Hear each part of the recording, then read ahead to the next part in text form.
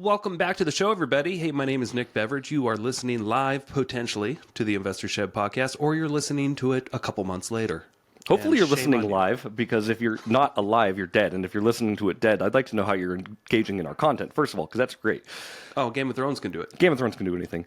We've got a really special guest today. We've got Trina Julian. Is that correct? Yes. Perfect. The girl with two names. I just wanted to make sure I got the last name correct. Yeah, two first names. Two first names. Yep. I get called Julia a lot. Yeah, Julia. Well, good morning. Thank you for being here. Of course. Thank you guys for having me. I'm actually really excited for this. Good. Yeah. We're excited too. Yeah. So a little background. I've known Trina for, let's say, about 10 years now. We first met when you were on our softball team. Or I was on your softball team, one or the other. I'm not sure. We were on an accompanying softball team together. Yeah, co-ed team. You and your husband had a great time. I think you guys invited us over once for UFC night. That's when Anderson Silva broke I was his there leg. for that. Yeah. Yeah. We all got to see Anderson Silva break his leg together. That was good. In slow motion. And then you never invited us back again. Probably for good reason. We'll blame Billy for that. Yeah, but so what have you been up to since then? So you are an entrepreneur. You recently, I believe you exited a business, right? Yes, I did. Yeah. So if we can talk about, if we can go back maybe just 10 years or even longer, what got you interested in starting a business? And tell us a little bit about your background. Mm-hmm. Yeah, of course. I mean, 10 years is a long ways back. I think I can remember that far back. Yeah, so 10 years ago, I was a barista at a coffee shop. That's what I did all through college. I did graduate from U of I with a business degree and, didn't want to move out of the area. Most of the people I graduated with had to move to Seattle or Portland to get jobs. And I'm like, hell no. Yeah. So went back to coffee for a few years and pondered my life. And I knew that I wanted to own a business. I never wanted to be tied down by somebody else's schedule, and I didn't want to have to answer to anyone. I guess I'm a little defiant sometimes. Yeah. But I wanted to do my own thing, and I just didn't know what it was. So took time to think about it while I was at the coffee stand, which is when I met you guys. And through the coffee stand, I started gardening. So there's this whole homestead movement that's huge. I was on that bandwagon before that was a wagon. So you're a pioneer of the wagon. Yeah. I started this whole, healthy eating, whole foods, grow your own food journey when I was like maybe 18 or 19. And so 10 years ago was about the time I started developing my knowledge there, and started a garden, was planting, vegetables and flowers. And that's how Country Girl Gardens came to be a full-blown landscaping company. Okay. Because I had customers that were like, hey, come plant some stuff for me. And I was like, okay. And it started with just, a few small jobs of like putting some flowers in the ground. And, then I saw the opportunity there and the demand. I remember driving around town being like, how are there so many landscapers? And this was before I was in the industry. And I'm like, how are there so many? They're everywhere. And once I joined the industry, I'm like, most of them don't have their crap together. That's why there's so many. They don't know what they're doing. Mm-hmm. 98% of them. Right. So I really entered that industry, no landscaping experience. And ran with it. I saw the opportunity, and I think that's one of my superpowers, is seeing an opportunity and just being able to jump in and run with it. And so I developed my skills and ended up with a $1 million a year landscape company 7 years later. Wow. So that's my story in a nutshell. So let's go back here. When did you first recognize that your competition was weak? Like, what did you notice about your competition that you knew you might have an edge? The biggest thing was when I would show up to do bids, people would tell me, we called 5 landscapers and you're the only one that called back. Or it would be, we called 10 landscapers and I set 2 appointments, but the other one didn't show up. Mm-hmm. So I was like, okay, I can crush this market. You know what's weird? So, like, I found the same thing almost in the real estate sphere. I've been talking to a lot of real estate agents, and I talk to, I'll talk to the agents when I'm doing the photography, and I say, "How did you get this job?" Just curious, And they say, to be honest, the client said I'm the first person that answered my phone. I'm telling you, that's why. So a big thing I preach is like, if you want to get rich quick, start a service business because the competition is really slim. Yeah. Yeah. Can I tell a quick story? Yes.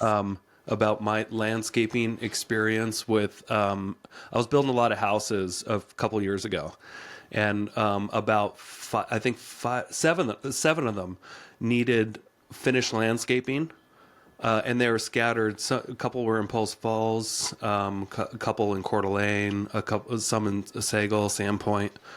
And I put out on Facebook, and I put photos of every yard. I'm like, I need 7 new landscaping jobs, sprinklers, sod, all the works. Anybody know anybody that should bid this out? And I had such a feeding frenzy on Facebook. And I remember it was around 35, 38 or so people said that they are absolutely interested. And they're interested, get a hold of me somehow. And then I remember direct messaging everybody and said, hey, if you're interested, just email me here or something like that. Give me a call. Give me I will bid you out. Just send me your email. That's what I thought. That's what I said. Send me your email and I'll send you instructions on how to bid this out. And I remember out of the 38 or so people, only 14 of them actually gave me their emails. Wow. And out of that, I sent out instructions very clearly on, where the properties were, how to access them, what we would like with each property. Tried to make it as, super simplistic. Right. And out of the 14 people, 6 of them replied and said that they'll go to the properties.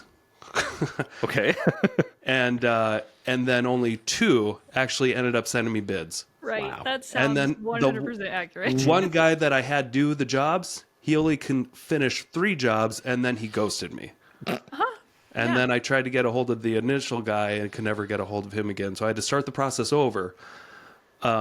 That's 38 people that said that they want to be able to bid this job out, and I can only get 2 people to actually go to the properties and bid and send me a bid back. Yeah. And only one of them halfway completed the jobs. That is why, like, with some professionalism and some follow through, you can easily become a millionaire with services. And I wasn't asking for anything. I wasn't saying I need cheap bids only. All I said was, here are these jobs. Who wants to bid them? Who wants to make some money? And that was too hard for 36 of them. It was too much. It was too much to actually go the length of bidding out the job. A lot of jobs, accurate. there's a lot of income to make there on 7 properties. But anyway, sorry, I derailed that completely. Continue. What was the question? So you mentioned that you were getting feedback that a lot of people weren't even getting back to you, and you realized quickly that there's a lot. So what did you think, okay, maybe I should hire somebody and just start bidding stuff out, or like how were you able to, and what kind of landscaping were you doing?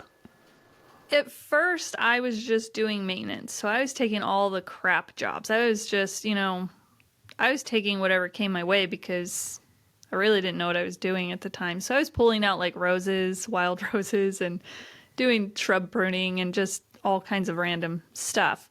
And I hired my first employees. I mean, immediately I knew I wasn't I loved plants. I loved making yards look really good, but I'm like, I am not going to landscape forever. Right.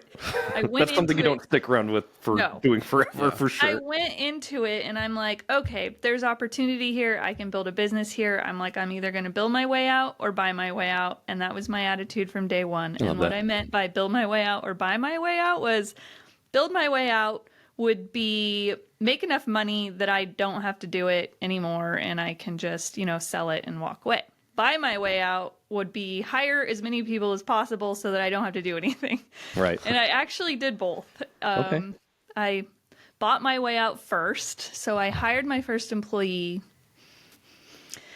the first year that I was full time. So that was 2016.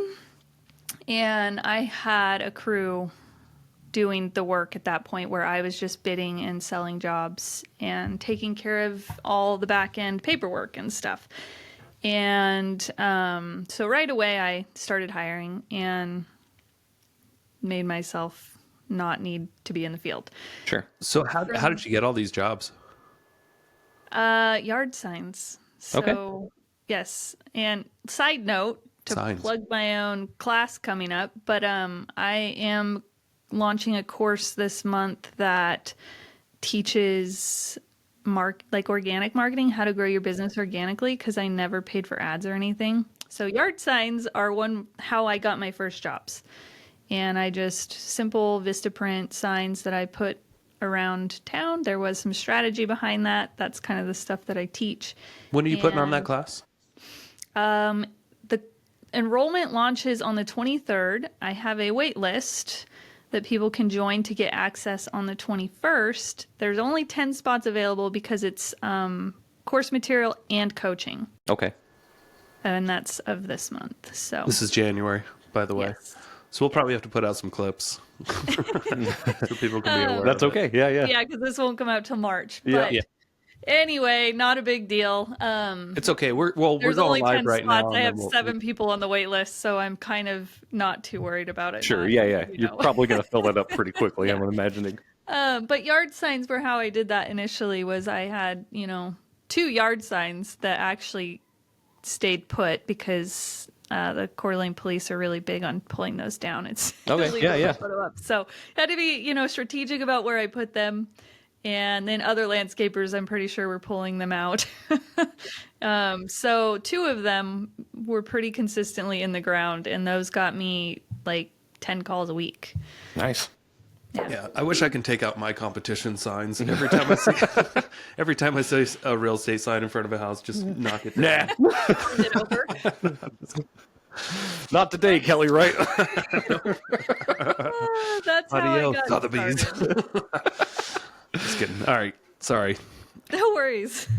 So you decided just putting out signs was your main form of marketing to start with. Yeah, Did you at grow it into first. anything else, or was that enough? As I grew, because I started with just the one crew, so that was enough for my one crew the first year, and by the second year I had 2 crews and maybe 3 before the end of it, and but everything I did was organic marketing. So the yard signs got initial calls, and then clients were always referring. Our trucks were a huge marketing aspect of, I made sure from the beginning, I made sure my trucks were logoed professionally.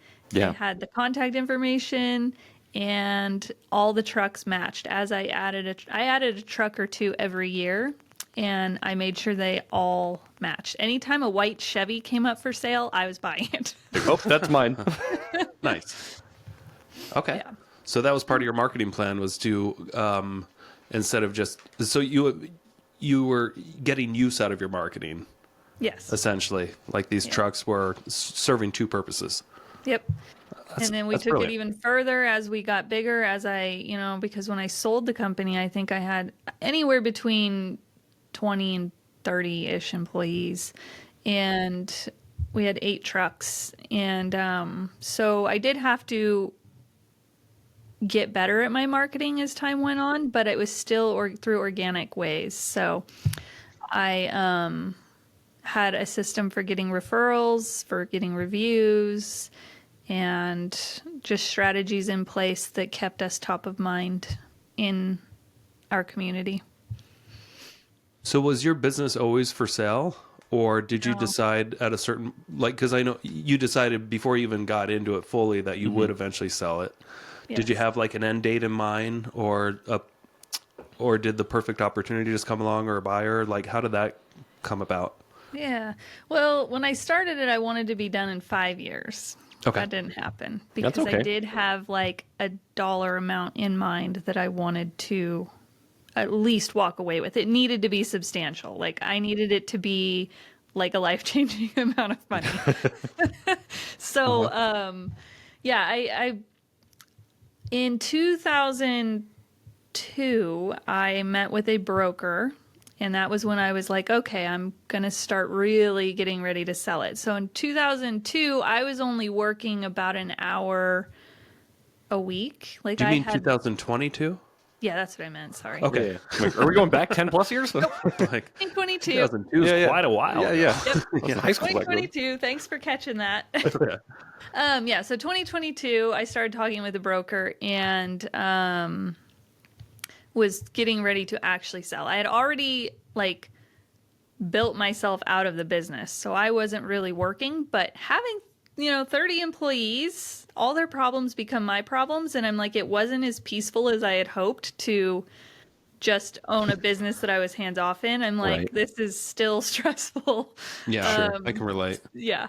I remember I had a So, construction crew with 10 people, 10 Yeah. employees, and that was just like, it is what stressful. is happening? I'm like, why can't we just Exactly. get jobs done? Why is there internal conflict every day? And I wasn't even handling conflict. So I was literally handling nothing. Like I had an operations manager that was dealing with all of it, but I would get calls that would be like, so-and-so's truck's getting repoed and needs a draw to make sure that they can get to work. And then I give them a draw and they never show back up. And I'm Right. like, it was just stuff like that all the time. Yeah, yeah. And so I was like, okay, I'm going to sell. Like this build my way out did not work. It's still too much. I don't want to deal with it. I want to be able to focus on the other ideas I have without interruption. So started talking to a broker in 2022 and we were prepping to sell by 2024. But life happened and I had a horseback riding accident that landed me in the ER, emergency surgery. I was in the hospital for 3 days. Wow. Was couch bound for 6 weeks. Like it was traumatically life changing. Sure. When did that happen? That was May of 2023. Okay. Oh, man. So that was Did you recover? I'm still recovering. Okay. It changed a lot of stuff. Like it just changed my whole life. Like there's stuff that I just don't do anymore. But I do ride horses. It didn't change that. It just messed with the muscles and the way my muscles react and just weird stuff that, yeah, probably a horse did lifelong that to me. physical therapy. Could be a dead horse. So a couple months after talking to a broker, that happened. Okay. And it was one of those like things that I had just hired a new operations manager 2 days before. He was going to start. So the accident happened on Thursday. I hired this operations manager like that Monday and hadn't told anyone yet. And he was supposed to start this following Monday after the weekend, but I was in the hospital. Sure. So I had to train him through all my systems and procedures that actually worked. I trained him through Google Meet and all of my documents of how I run my company, and it worked. And I was like, oh, okay, so this actually does work. Like what I built, all the systems I put in place, it actually works because I was able to train him without ever even going in to do it. And before he started, my 2 main sales guys had quit. Like this is all within 3 days. Okay. Like hired someone, my yeah. 2 main sales guys quit, and I was in the hospital and had to train the new guy and make sure he hired and trained 2 new salespeople. So it was like I felt like I remember saying to Dylan, I was like, I'm usually good at just like put one foot in front of the other. I'm like, I actually cannot right now.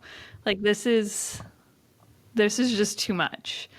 And so that led to me listing it for sale now. I'm like, my operating procedures worked. I was able to hire and train an operations person from a distance. Everything's working. Like me not being let me rewind. Me being forced to not be there when something that I would consider extremely important that I needed to be there for, people quitting and hiring new people. I was like, I actually don't need to be there at all, ever. Yeah. Like, there's no need. And I'm like, this thing's ready to sell. Let's just list it. I could die. Like, the accident was like kind of brought to realization that like I could die tomorrow and I don't want to put another 2 years into this. Like I have too much life I'm still wanting to chase. Yeah. So that's what caused me to list it early. And it was favorable. It was worth way more than I had imagined it was when I actually, listed it. It was under contract within 2 months. It was super easy, seamless. I mean, Cool. yeah. Can we It was great. pause right there for a second, because I think there's a lot of cool important pieces that you're talking about right now. One is building out your standard operating procedures, right? So this is something you do in your businesses. What's it like? Can you kind of run us through just building that process of making your business being able to be sold without you? Yeah. You want to work yourself out of every role you can. So I always kind of had stuff written down and had procedures, but they weren't real formal. When I got serious about making written standard operating procedures and having it organized in a way that was usable for other people, it took me about 90 days to do it. So it's a huge undertaking, but it can be done in 90 days. And I basically just shadowed every role in the company, because some of these roles I hadn't been in for 6-7 years. So I went back out and I shadowed everybody and observed and took notes and wrote down how things are done. And I let my employees shape a lot of how they did stuff. So the outcome was where I was specific, like this needs to be the outcome, but you're the expert, so you figure out how you're going to get there. Right. And so I, let good. the employees figure out the easy ways to do stuff and recorded how that was getting done. Got to make them feel good too. Like they're a part of it. Yeah. Yeah. And I documented everything in Google Docs and I linked all my operating procedures together. Google Docs is amazing. You can link stuff together and it just makes stuff really... What do you mean by link stuff together in Google Docs? So, for example, when I was training like an admin assistant to enter data, I would have a whole description of where to find the folder, the right folder for, our transactions, or how to log into the bank statements or whatever it was. Yeah. So I'd have that whole procedure of how to find stuff. And then at the end of it, it would be like, once you do this, click this link and it will take you to how to enter the data. Okay. Nice. And then while you're entering data, it'll be like, if you come across a transaction that doesn't have a receipt, click this link. And it just all linked together so that they can seamlessly move back and forth and not have to drop what they're doing to go figure out a problem that has an easy solution. Yeah, so everything's kind of funneled down exactly into where they need it. So no matter what they're clicking, they're getting the issue resolved no matter what, right? Okay. It also probably keeps your basic operating manual pretty limited or easy to review. Clean. Yeah. Yes. Instead of just this massive mess of 500 pages that you have to scroll through, and you can link to the proper categories, right? Yes. Yeah. And I always said it's a living document. Like, if you come up with a better way to do this, show me, let's revise it. So every winter we would revise SOPs and find the easiest way to do it continuously. Because every time I would replace an employee, they would have a different way of doing it sometime. Or they would, my requirement was you learn how to do it how we do it. If you have a better way to do it, bring it to me. I'm all ears. Let's look at it and change it if it makes sense. Yeah. Do you, what do you do for backups just in case, you get locked out of your Google account or something like that? Do you have like all these docs saved on a hard drive somewhere or on another platform or another account? This might show my lack of tech knowledge, but I never had that problem. We had like 8 computers. Yeah. And every employee had their own Gmail account. I had the master, so I had the only editable version of it, and I shared it with everybody else, and everybody else had it. I'm like, I don't know if losing it is possible. Right. Okay. Unless Google shuts down, which won't happen. Not really probable at this point in life. Probably not. Yeah. Yeah, so and I the reason why I brought that up is because I think standard operating procedures in most businesses is something that goes kind of unnoticed. A lot of people just kind of shoot from the hip. And they don't have a way to actually this is how my job is run, or this is how the job is ran. In the event of, an exit of an employee or an owner or anything, here's how to run the business right here. Yeah. Right. But not only that's that, cute. like an owner's time is a lot of from my experience as an owner, like a lot of my time was spent up with phone calls that were unnecessary, problems that already had solutions, things that I had said last week that they weren't there for. And I'm like, this is wasting my time. So I just made it easy. And it took some training for employees because when they're used to calling you and getting an answer, you have to train them. You have to be very disciplined in turning them back to that. So they'd call, what's the answer to this? Go to this folder in the standard operating procedures, you'll find it there. Make sure you turn them, like don't become a crutch for your employees. You have to turn them to where they need to go and train them to find it. Yeah, I think the big difference is like your business is like a little country that has its laws that everybody can refer to when they're in question about something. Yes, exactly. And if you're That's exactly what it was. compared to the 90% of the other countries that don't have a law, there's no law at all, and people just interpret whatever they feel in the moment that might get them to the next day, and it's not always the best practice, and not everybody's in sync. And that's what I say standard operating procedures, and I could see people like, instantly like, sounds so formal, just like gross. Well, it's just like when people are going through high school and you're like, we're going to talk about law today. Everyone's like, but nowadays I'm like, tell me more. Honestly, like if you want freedom as an owner, this is your path to that. You have to have these standard operating procedures. They will change your life. They will make you a real owner of a real business. Yeah. And so, like with doing these two, are you ever worried that any of your employees or anything are going to take this standard operating procedure template and start their own landscaping company off of that? I know you're selling the company, but is that ever a fear of yours?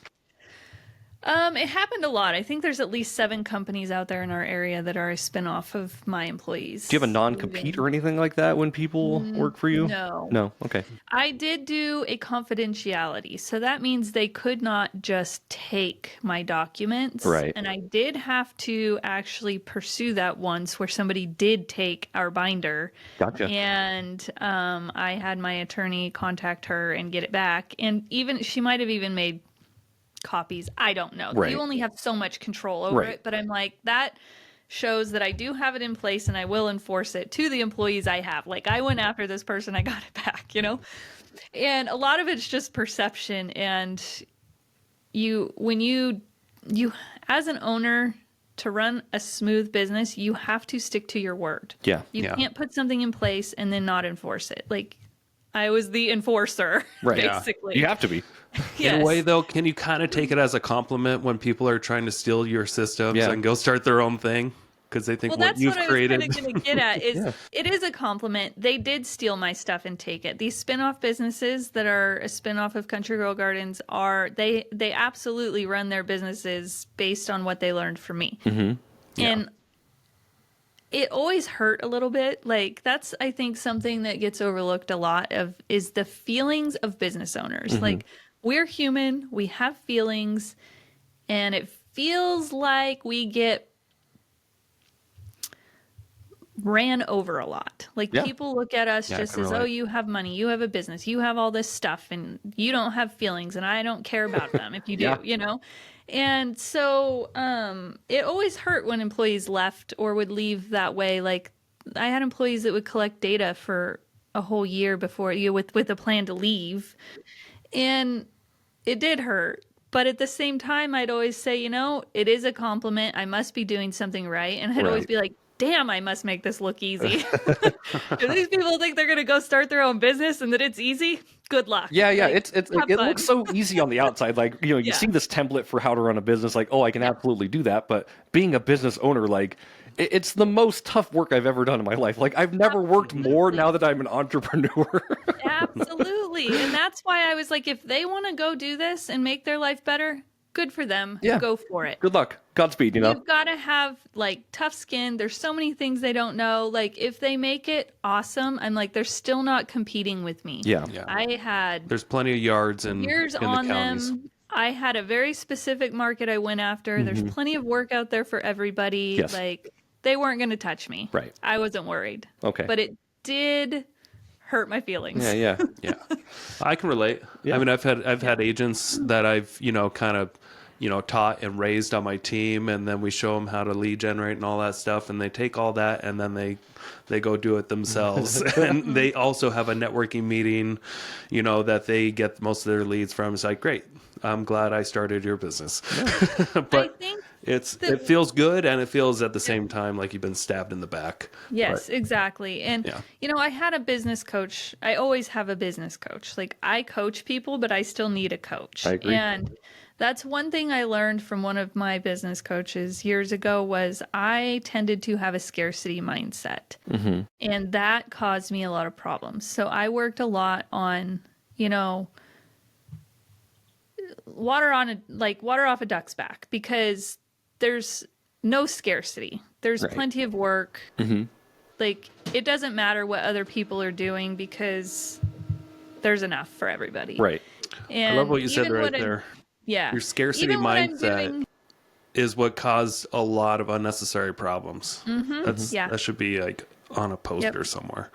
Because Anyway. even what I'm doing now, where I'm actually putting content out on YouTube and my socials and my own website, like, I'm putting content out there, and people are going to take it and make it their own. And some people might monetize on it. And I'm like, as long, there's nothing I can do if they take my copyright off of it and redesign it or whatever. Like, that's fine. There's plenty of people. They're going to attract a different market than me. Yep. Water off a duck's back. Thing with Get content over too, it. like that, like they call it like the Rule 43 of the internet. Like if you think of something, it's more than likely already been done. Yeah. Like nothing is original anymore. But we're standing on the shoulders of giants, right? We're figuring out what works. We're seeing these successful people, and we're taking cues from their businesses too. Like, I follow a lot of business people, and I'm like, oh, that's a good thing. I'm going to put that in my business, right? And I'm going to take this, and then that doesn't seem like it's really relevant. I'm going to push that away. That's how we continue optimizing and to continue growing. So. Yeah, and especially now with AI and all the creator market being it's blowing up, and it's just starting. Like, people think podcasts are huge now. It's just starting. And that's what everybody does. And that's why it's important to be yourself and inject your own personality and your own style. Like, my style is a mixture of Tim Ferriss and Alex Hormozy and Robert Kiyosaki. You know what I mean? Like, I don't those see you are wearing the a tank guys- top and a nose strip. I don't see any Hormozy in you. Where's your No, backwards but- hat? I got a backwards hat. I don't have to look like them. No, I'm just saying. I just have their philosophies, but I take what I believe from each one of them, because those are three people that I've listened to over the last 15 years, 10 years, 5 years, however long they've been around. And I don't agree with everything, but I take my little bits from each of them and create my own philosophies that I think people will resonate with. And then they'll do the same thing. They'll take from me and 10 other people they listen to. Right. That's how it works.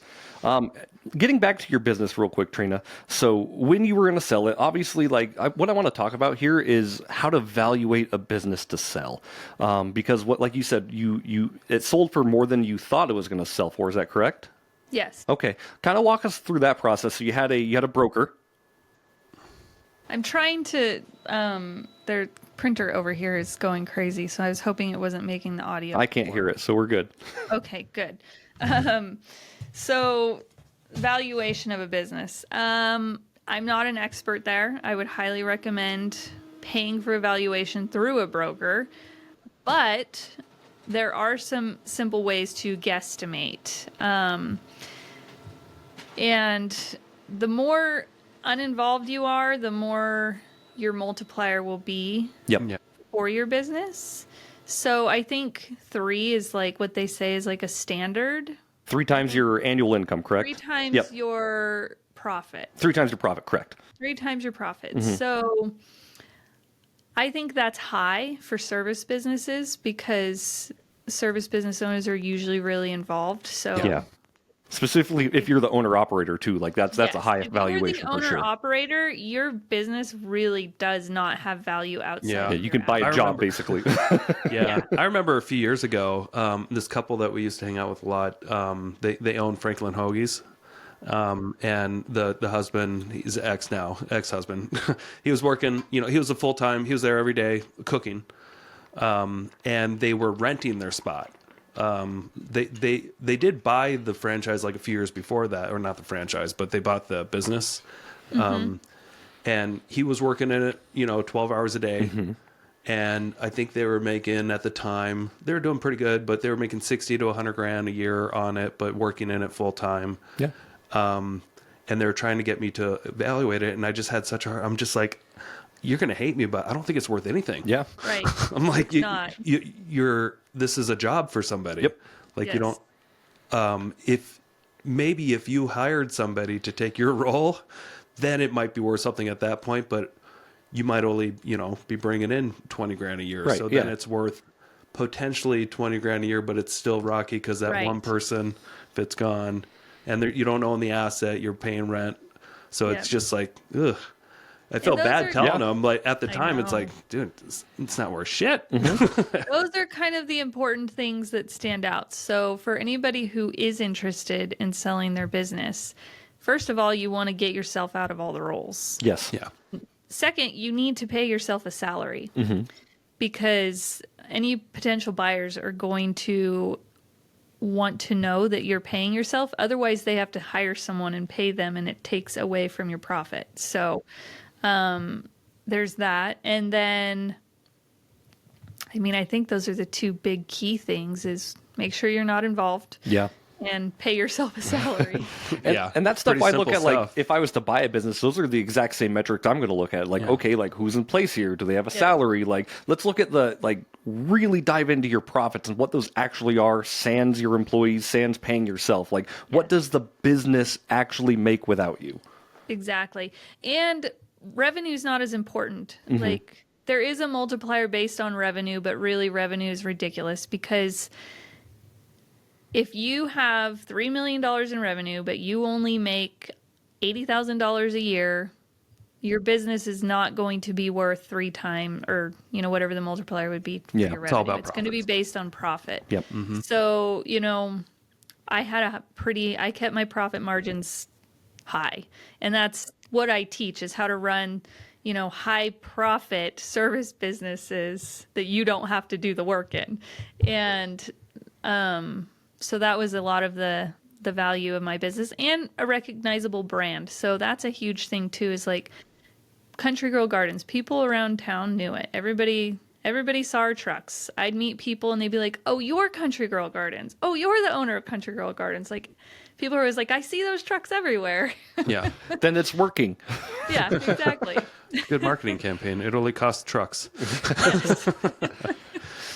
Yeah. Which are assets that make you money. Exactly. So- And Yeah, they're also they tax go write-offs along for the with company. exactly. When your employees get repoed, they can drive the trucks around. I did let some employees do that, which is Yep. kind of a no-no, but Yeah. I did learn that your truck is not insured when it's parked overnight in front of your employee's house. So, Interesting. Oh, okay. Yeah. yes. Did- Speaking of hard lessons, another hard lesson I learned was I heard it might have changed, I'm not sure, but you didn't need a business license to operate a landscape company. And so because as a busy beginning entrepreneur, I didn't have time to really stop and think about it. I'm like, if I don't need it, then whatever, I don't need it. I'm not going to bother with it. Well, as we grew years down the road, I think it's $50 to get a business license. So Cheap. Yeah. it was like a $60,000 mistake to not get my business license because I had a client that was refusing to pay me Oh. and I could not lien their property. Wow. And I had to eat 60 grand. Yikes. I'd love to It eat was 60 terrible. Why did they not pay you? Just because they found out you weren't licensed? You You don't have to get into it if you don't want to. I'm sure it's complicated. I don't want to bash on Californians, but it's just a different attitude of people. And there were some things that I laid out very clearly. I have to say, though, this $60,000 mistake is what set the ball in motion to create the procedures, the contracts, all the stuff I needed. It actually made my business so much better. Oh, yeah. Very by good point making there. the mistake. Yeah. Like, But- I gotta agree with you. When I lost Yes. like all that money up north with the builders, I spent many months in 2024 just doing asset protection and estate planning because they did a great job of that, and I couldn't sue them because Right. because Exactly. they had And their business that in was line what where I even if I won a judgment, I'd never be able to collect Yep, on that was what I on them. learned too, was these people were refusing to pay for reasons that it had to do with a bunch of change orders, basically. And I didn't document change orders properly at the time. And so at the end, they were saying we didn't follow through with XYZ when I'm like, no, actually, we talked about this and you decided not to do the 2 inches of topsoil. You wanted to just put the hydro seed down like that. So, you know what I mean? There's just Yeah. some Yeah. things like it all had to do with change orders. And because I didn't document them properly, I didn't get signatures for everything. Yeah. Like they're like, we're not paying you for this extra work. And they knew that I didn't have a business license Right. because they called me out on it. They're like, you don't have a business license, you can't do anything. And I was like, okay. So I called the attorney, and they're like, okay, they're right. You can try. You can pay us thousands and thousands of dollars, but then even if you win, which you probably won't, there's no guarantee you're going to be able to collect. Right. Yeah. So I was like, so I'm just screwed. Yeah. Sometimes you And are. I just moved on. It actually wasn't even like 60 grand's a lot, but I still had a great year. And because of it, I put a bunch of stuff in place to make sure it never happened again. It made my business way stronger, way more valuable. Like it was actually a positive outcome. And that's a good way to look at it, honestly, because like you said, like 60 grand's a lot of money to lose, right? But if you think about it and you think about what you said it did for your business going forward, Yes. and it really solidified your foundation, like that's just a cost of doing business. Like that, it's, like I'll pay $60 to learn how to make 300,000 next year. Great. Sure, let's do it. Yep. Look, yeah, and that lesson, the things you implemented after that happened probably made your business worth more, and you're able to sell it for more because of that, right? Absolutely. 100%. So it actually paid out So more. they thought they were jabbing me, but really Yeah. they were helping me. I recommend people out there listening, go through the mistakes in your business, but don't go through them blindly, right? So take what advice Trina's saying, like if you need a business license, just go out and get it. Pay the $50. It's a fucking Just get business it. write-off, Whether man. you need it or Whether you need it or don't, not, like just learn get these it. lessons from people who have failed, and then you don't have to worry about it. Yeah. Because stuff like this happens in business, like every day. You're not. I feel sorry for you, of course, but this happens in a lot of different businesses. You're not the Yeah. only one. So Right. And if you're out It's there, a lesson you have to go through. It is part of becoming an entrepreneur. Like these are lessons. This is why people fail at entrepreneurship, because they let this stuff bring them down. people don't know how to get back up. Right. Yep. What were you gonna say? oh, I was just a little tip out there. If you are getting work done on your property and you find out your contractor's not licensed, go ahead and not pay them. That sounds like you can give them the best lesson of their life and Well, it's justify one way it to knock all completely. the cheap guys out of business. You're gonna learn today, kid. That's what I'm gonna do. I'm gonna call all the landscapers in the area. Be like, hey, just seeing, do you have your business license? No, that's great. I have a huge project I want you to work on. Huge opportunity with many change orders. Hope you like it. Hope you're not documenting them. Yeah. Amazing. So you did this. So what's the address of these people? That way everybody can know. I can't say. Oh, give us a hint. No, she's on. Okay. We don't talk about it. We don't I slander like on to the. I know you do, and I have to hold you back every now and then. Conversations within my company about all the things we wanted to go do to these people's houses. Yeah. And I'm like, none of it does any good. Like we have to just move forward. Yeah, that's important too, right? None of like you going after somebody is going to fix any problem. No, and my employees were just as mad. Like they wanted to go to bat for us. They Yeah. were like, I'm going to go rip it out in the middle of the night. I'm like, do not do that. Do not do that. They'll know exactly who did it. Revenge is best when just fantasized about it and that's it. Yep, and then left alone. You're going to cause bigger issues if you actually Right. take action on it. Yeah. All right, so circling this back here real quick, Trina. So obviously you get the business valuation. Has the business sold already, or is it still in contract? Or No, it was under contract in 2 months and it closed. So I listed it in May of 23 and it closed in September of 23. do you care to share how much you sold the business for? I actually can't. You can't. But I do say, I mentioned numbers. You know, I'm writing a book right now too. I had the same conversation with my publisher of like, I can't actually, I don't think outright just say what I sold it for. But I do say that I sold it for 7,000 times ROI. Okay. And I invested $100 initially. Okay. So it's not a great, huge number. Like, it's not, it did make me financially independent because of the profit and how I spent my profits when I was running my business. So I have, the Airbnb property, I have stock investments, I have all kinds of investments. You know what I mean? Like, that was what I did with my time when I wasn't operating my business. I was learning how to put money to work for me. Yes, that's very And important. so that was what I did. And I threw money at a lot of different stuff to figure out my personal strategy of what I liked, what kind of returns I liked to get. And I nailed that down. And so selling the business was not like a big, huge, oh my gosh, I can retire forever on this. It was just I have now a good chunk of money to invest in other cash flowing assets. And that's what let me become financially independent. Sure. And you can't say So- how much you sold it for, but if I say 8 figures, would you say up or down? It wasn't 8 figures. 7 figures. It was not even set. It was high six. Okay, that's High okay. I'm not trying to get an exact number from you. I'm just getting a ballpark. 7,000 It's times just one her of those ROI, weird and she things said she because- spent $100. Wow. Yeah, see, Do the he's doing math. the math. I don't want to do the math. I want her to tell me. So, it's just one of those things that's kind of weird because everybody wants to know what I sold for.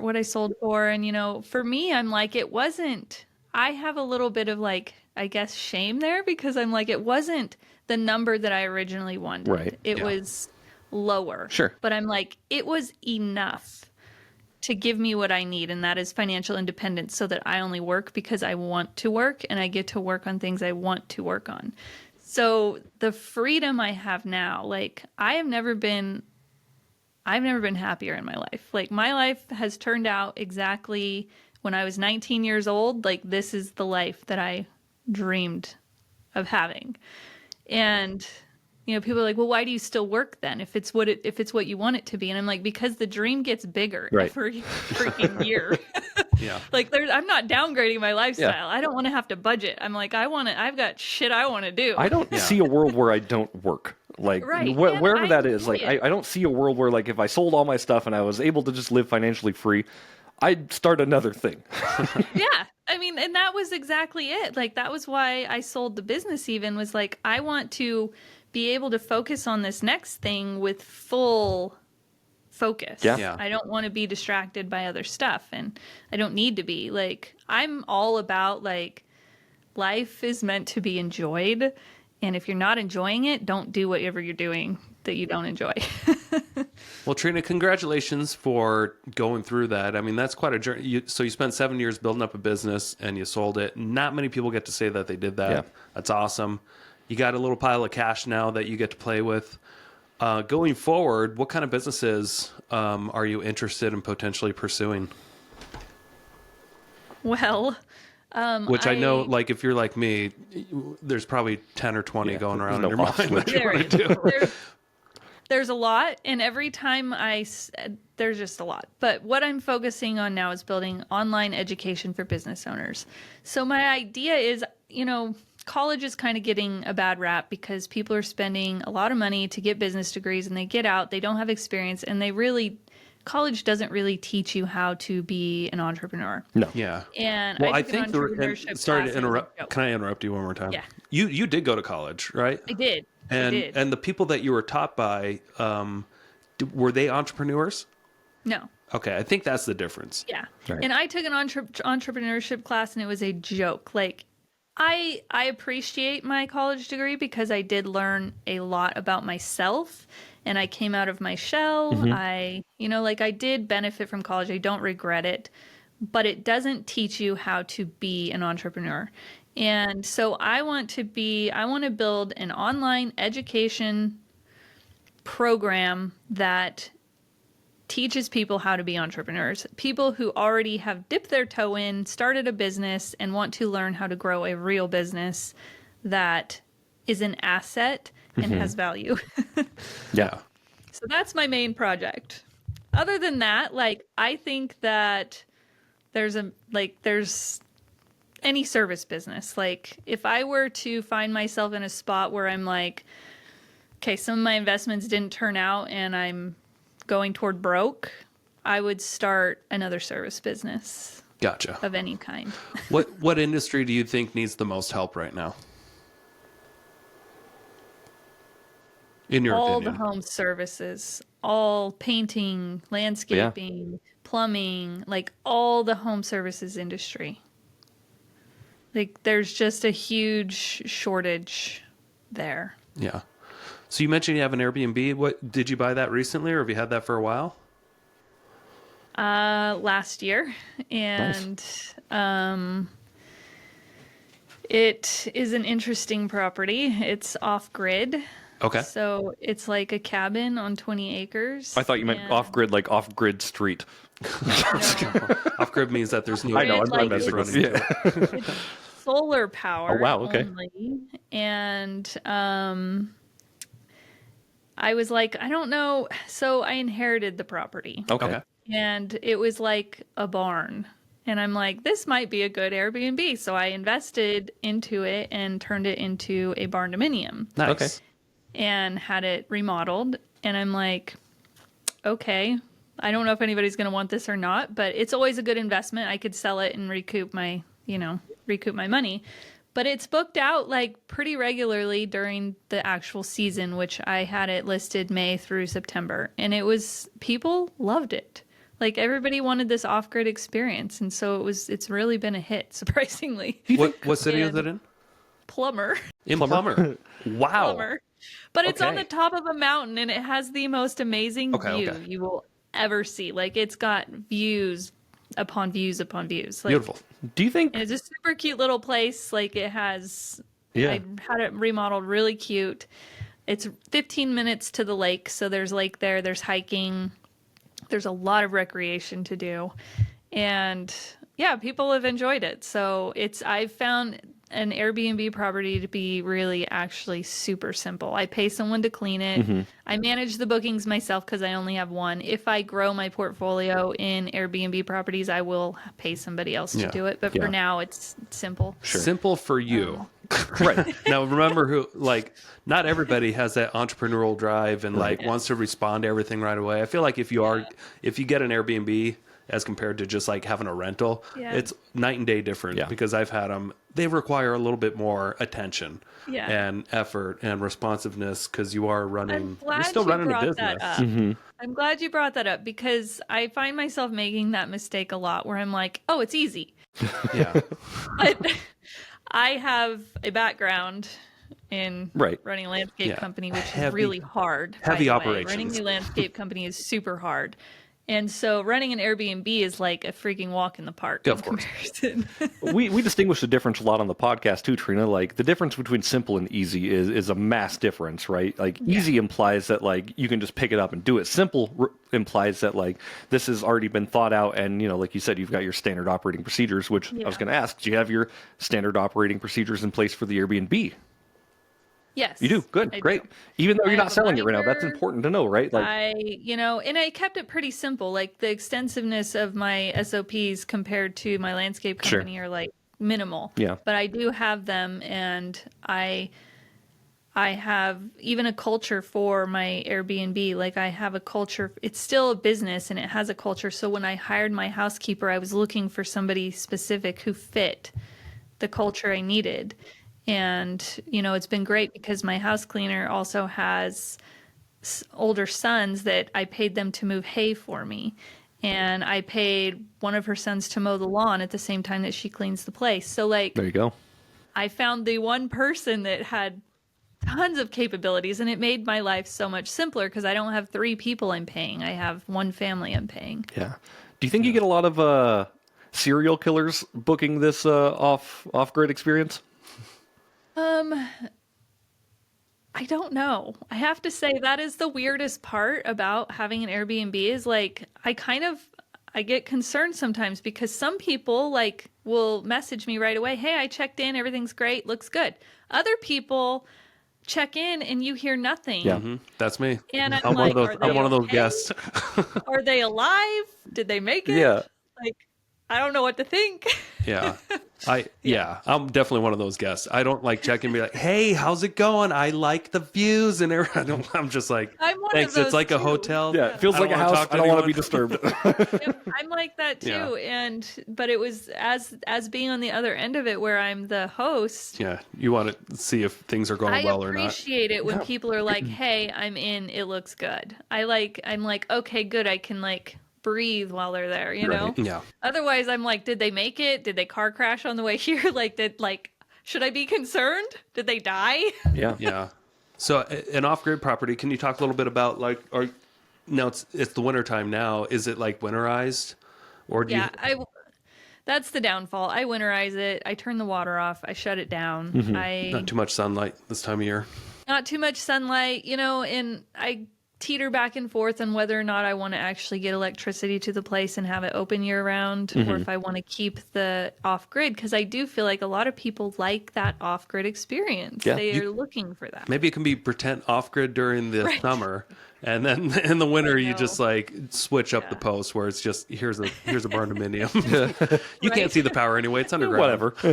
Oh, so yeah, it's shut down all winter in our area because I don't want pipes to freeze and extra work. Since it's on 20 acres, have you considered utilizing any of the other property to like rent out RV spots or anything like that? Yes, I have. And the setup there, like it says, I believe on my post, like if people want to bring tents and camp, or if they want to bring an RV and park it, they can. So, I also advertise it as a horse property because it's fully fenced and we have Farragut State Park really close. So Nice. I'm trying to break into that horse market a little bit of people who want to bring their horses and stay and explore the trails Nice. around there. All right. Yeah. Sounds good. So if people want to know more about you or join one of your courses, how can they do that? I would start with following me on Instagram. So I think it's just Trina_Julian. Instagram, I post a lot about my courses there. And then I have the YouTube channel, which is also Trina_Julian. And right now that's it. My website is trinajulian.com. So Well branded. I love if it. you know my name, Yeah. you can find me. I love it. Right on. And the courses, I launch the courses quarterly. And so it's not like you can just sign up at any time. It's a set period where you can, take the courses. And I focus on getting more quality clients, making higher profit margins, and putting money to work for you. Those are my focuses on the courses. Nice. For sure. What can somebody intend to invest in a program like this if they wanted to be a student? They vary kind of drastically on whether or not they want the coaching aspect also. I would say anywhere from $299 for a 7-week course to $5,000 for a 4-hour session. Cool. Okay. Like it varies right now on what I'm offering. Perfect. I love it. Yeah. Well, sounds great. Thank you so much. Any other final thoughts? I don't think so. It's been great, talking to you guys. Yeah, You're- absolutely. We'll catch fun. up in another 10 years, huh? Right? Yeah, Hopefully have us not over that for another UFC event, would you? We will. Come over tonight. We're having people over for Supergrass. Supergrass, what's that? It's tomorrow night. It's tomorrow night, not tonight. It's tomorrow night. Supercross. I thought you said Supergrass. And I'm like, what is that? Nope. Like lawn mowing? Supergrass. Yeah. You're welcome anytime. Okay. Well, I appreciate that. I'm going to be in one of those igloos tonight in downtown. Have you done that before? Yeah, it's been a while. But Yeah. a group of our team has rented a little igloo. It's No one's It's drinking. fun when it's snowing. No drinking. Nobody's drinking. So it's going to be a I haven't- sober igloo. Sounds lame. Yeah, I know. All right. Well, hey, thank you so much for joining us again, Trina. We definitely appreciate it. And we will see you next week on the Investor Shed podcast. All right. Perfect. And next Thank week you. we've got Andrew Simpson, everybody. So stay tuned for that. Bye.